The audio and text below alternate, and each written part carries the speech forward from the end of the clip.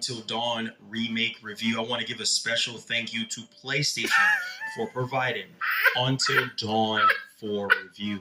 Hashtag ad. Appreciate you. I mean, at least he's PlayStation getting for sending something. over this game. Okay, man. So let's check this Unlike out. all these other PlayStation fanboy content creators, I mean, at least MarlonGamingNation is getting something to shill for this company. All right, now I spent over 17 hours approximately in this remake. I could have taken me a shorter time, but I was having a lot of issues. I mean, this game was crashing left and right. I mean, especially... And yet, for some reason, it's Microsoft's fault, you know. It's because they put the game on PC! If the game was an exclusive to PS5, it wouldn't have no problems! You see, now we're starting to notice the issues in this run, man. It's about time you people start calling out Sony, man. I'm getting sick and tired of it. Stop defending this platform. And what's so funny about this fraudulent review, he didn't want to talk about the problems until the very end. Because you know Sony ain't going to be sending you any more things if you decide to completely bash them for this game that they made. Actually, through like the first chapter, I literally just could not play through it. Wow. But nevertheless, I managed to get it fixed. I had to reset my PS5. I had to do some more troubleshooting. Are you serious? Just to play a game, and y'all want to sit there and say that PC gaming is more confusing? Really? You had to shut down your whole console multiple times, restart it when it's really the game that's the problem? Now, I get it. Some games do have crashes. That's perfectly fine, but not to this degree. That also means that the physical copy of this game ain't nothing but a paperweight because the game don't work properly. Come on, bro. And y'all still have faith in physical media, right? Get it to work. Wow. Because if this was Xbox, y'all be bashing it, man. Cut it out, bro. Now, I'm going to take a stand on this now. Because if this was Xbox right here, and it was a game like this, running this bad, y'all would be bashing it. And Xbox is dead.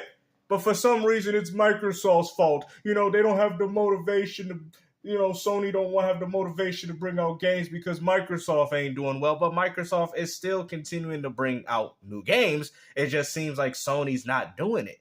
That's what it seems. But you people don't want to admit that. Yeah. So here we are. So this game was originally developed by Supermassive Games back in 2015, and then Sony owns the IP for Until Dawn. If you love games like Heavy Rain, games like Detroit Become Human, and The Quarry. And you guys still have confidence in these PlayStation content creators. He even goes as far to say that Josh was a psychopathic killer in this game when all he was doing was pranking his friends. Bro, you know what's crazy? Now, I'm not going to say that you didn't play the game because you have 17 hours and you more likely did, but that just shows you must have been snoozing through the whole story. Because I don't understand as to how you don't know that, bro. I finished the game. I completed it. I didn't 100% it, but I did beat the game on one of my other accounts. To be honest with you, man, this game was a complete failure. Because if this was Xbox, if this was anybody else besides Sony, y'all be single-handedly, talking poorly about it, right? I mean, you guys bash Xbox games just for having 30 FPS, and now look at it. Until Dawn, a remake, mind you, of a PS4 game is capped at 30 FPS, running on Unreal Engine 5, no complaints. Seriously? Like, is this what we doing right now? And you know what's even more funny? He says, I didn't finish the game on PS4. So more than likely, you didn't care for the game anyway. But of course, you're going to finish it for this review because Sony gave you something. It's like Sony's paying you to play their games. No wonder you don't like Game Pass, because if you're getting free copies to these games, I mean, essentially, that's kind of like Game Pass, right? I mean, man, I'm tired of this. You will feel right at home. And I was even feeling the Saw vibes here as well, and the Order 18. You know what's crazy, bro? I mean, you got a bad video from Marlon when he has his hand all over his face like a face hugger got him from one of those alien movies. You know what I mean? Like, bro, you trying to act way too preppy, bro. You don't think we can all see this? Hey, yo, Marlon, this ain't how you act, bro. What you mean, though? Like, this guy has gone corporate, and it's fine. I have no problem with it. I personally like it. But when it goes as far to shill and be fraudulent in your reviews, which you're clearly doing, then I think there's an issue, because I don't care about you getting a free review code of Until Dawn. I wouldn't even want to play the game anyways, even if Sony decided to give me a free copy. The point is that the fact that you guys are doing that because you guys are getting free things from these corporations. You're not looking at it from the perspective of somebody that's going out there and wanting to purchase the game for themselves. Guys, I'm going to be doing a Dragon Ball Sparking video for you guys if you guys would want one. The game does look a little bit better. They actually promised a lot of things that we didn't think was going to be available in the game originally. So we'll see. But one concern that I do have is the gameplay. It doesn't feel like there's any wade into the punches, but we'll see. When I get a chance to play the game for myself, we will do a review on that, because I know a lot of you guys say you want me to start doing some reviews. We can clearly do that. I'll do it for that particular one, considering that there was just one game that I wasn't really anticipating, but it is looking better. It most definitely is. So I guess you could say I took an L in that department, but we have to see how that gameplay turns out, because you can have all the transformations and everything else in the world, but if that combat is not as good as it looks and it's kind of looking underwhelming, then I'm going to have to take off a few points. 6 towards the end of the game.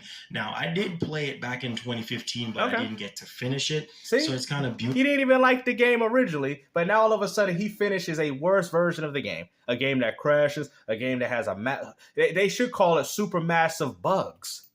To actually Who made this? Supermassive bugs? The experience. Wow. So if you play games like that, Heavy Rain and all that, you'll feel right at home. Basically, 8 group of friends. So movies. Included Hannah, Beth, Bob, with the character models. They did a phenomenal job. With the graphics and such. And I was like, but if this was Hellblade, y'all be bashing and saying, oh, Hellblade, it's all graphics, no substance. It ain't nothing but cinematics, right?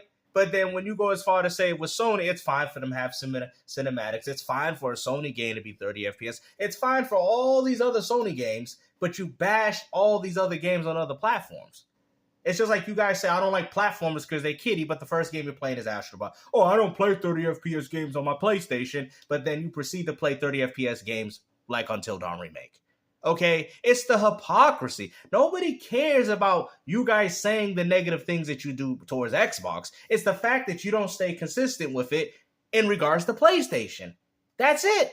And Unreal Engine 5 is fully on deck here. So I was like, well, when you could see the attention to detail on their faces, crash while you're gaming. I think I showed. Look how far we had to get into the video before he started discussing the problems, man. He hopes Sony looks at the video and be like, there you go, good PlayStation opponent. Give him a carrot, and then they move on about their business. But he had to throw this towards the end to keep his integrity on YouTube. Like, hey, if you guys sticked up long enough, I'm going to tell you the real problems that are going on with this game.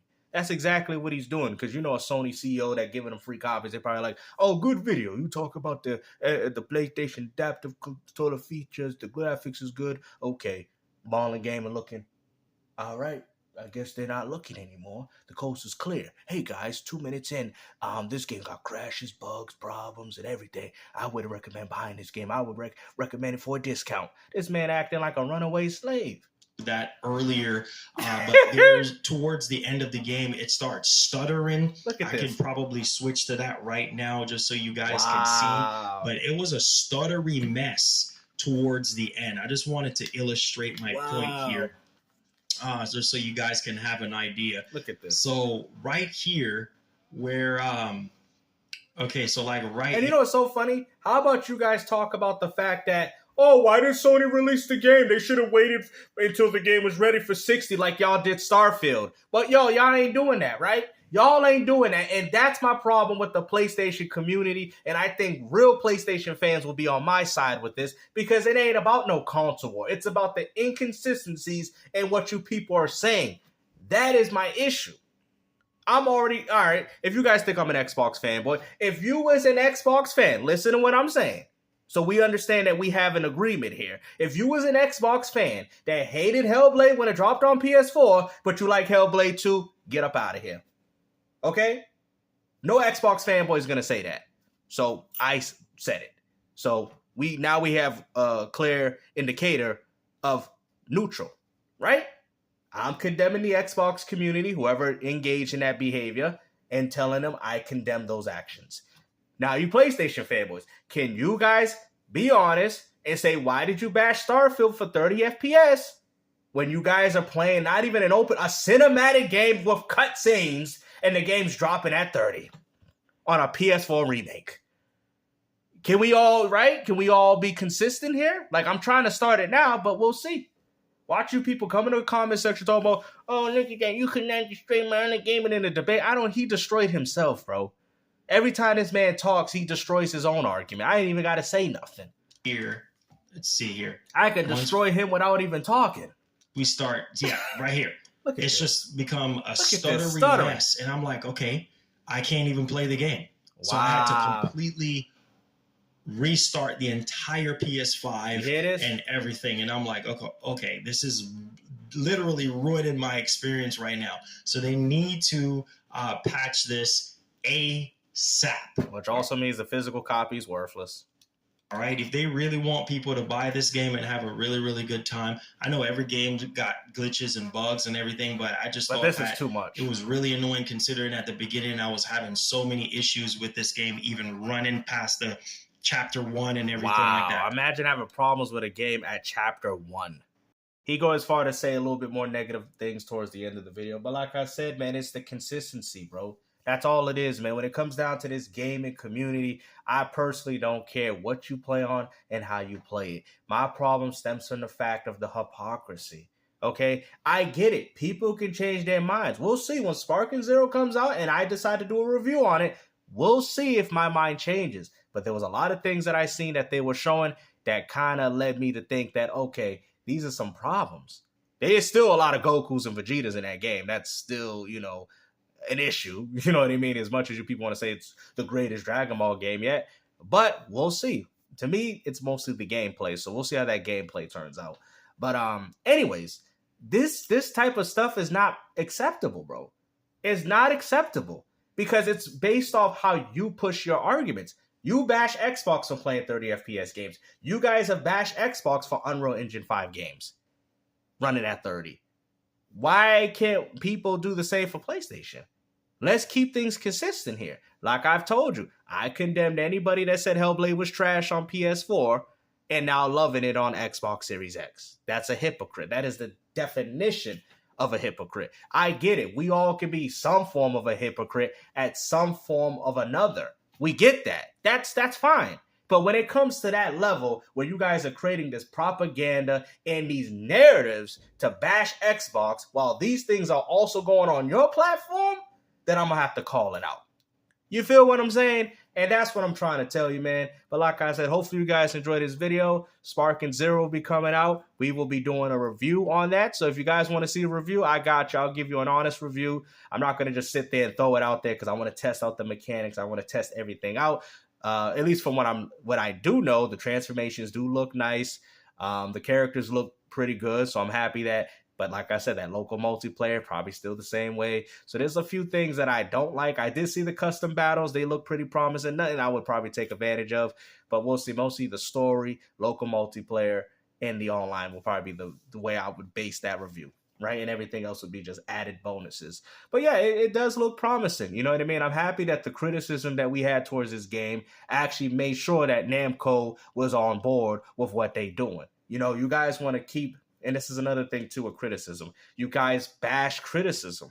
And that's not a good thing. Criticism is what keeps these companies in check. Let's not forget, this game, Sparking Zero, sorry to switch the subject, but that game, Sparking Zero, wasn't originally going to have local multiplayer. It took for a lot of people in this community to talk about it, to bring it up to people's attention. And even though we still don't necessarily have it, and it's only one stage from what we know, which is the hyperbolic time chamber, it's still something. Because by you guys just shilling, oh, look at Sparking, we would have had a more inferior experience. So you have to give a shout out and a thank you for all the people that were bashing Sparking Zero in regards to the no local multiplayer that they eventually decide to add.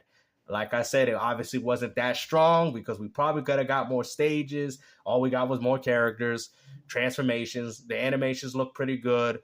We'll just have to see. When it comes down to that gameplay, we really got to see because the gameplay to me looks very, very iffy. The combos don't look like they have any weight to them. But like I said, we'll see if that will change when I get the experience in my hand. But hopefully you guys enjoyed this video, man. And like I said, take care. Peace out.